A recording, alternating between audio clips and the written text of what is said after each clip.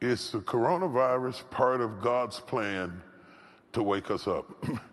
I am careful about definitively saying what God is doing by any particular thing, because I have lived long enough to see people misrepresent God in crises like this. I remember 9/11, and they said that God was trying to purge New York, and people are always quick to speak on what God is doing. But the truth of the matter is, I don't know whether it is part of God's plan to wake us up, but I do know that the coronavirus is waking us up.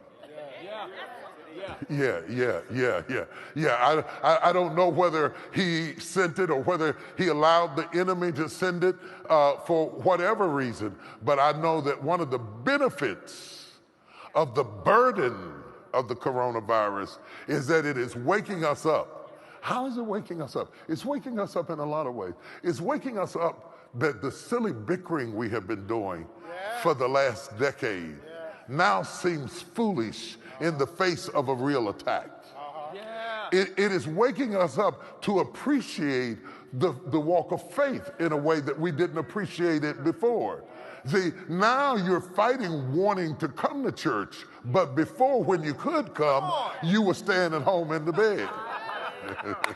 And some of the very people who are complaining about not having church weren't half coming when we could have church. Come on, talk to me for a minute, somebody. It is waking up, because sometimes we don't appreciate something until it is pulled back from us. And when it is pulled back from us, we have a deeper appreciation. It is waking us up to the perspective that we must bring our church experience into our house. Yeah, it's waking us up to the experience that we must read our Bibles. What happens if they shut us completely down? What happens if we get into a war and we're unable to do it? And to all of you who think that the church cannot survive save we meet, can I take you to China, where the church was meeting underground in basements for years? Can I take you to the upper room where the disciples were locked up behind closed doors for fear of the Jews? The churches often had to go underground. And even when it had to go underground, it has never been destroyed for 2,000 years.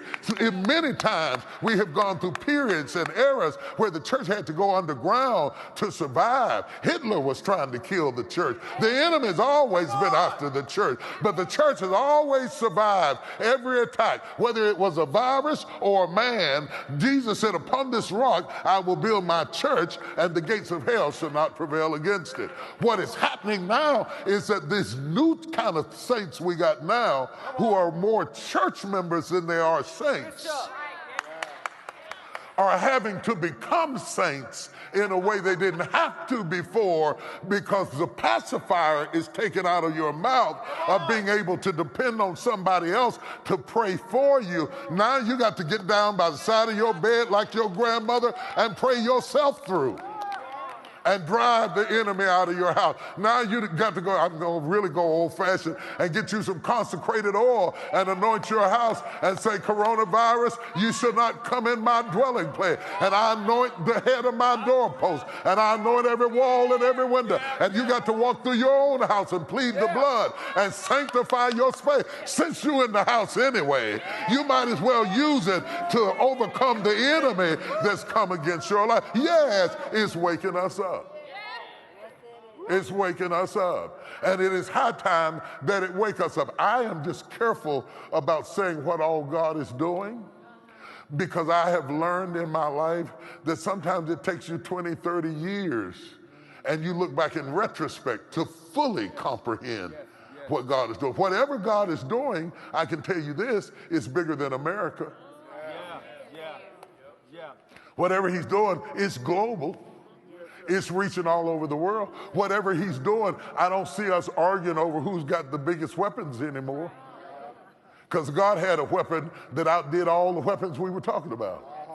I don't see us fighting and arguing between Democrats and Republicans. Sometimes it takes a common enemy to create unity.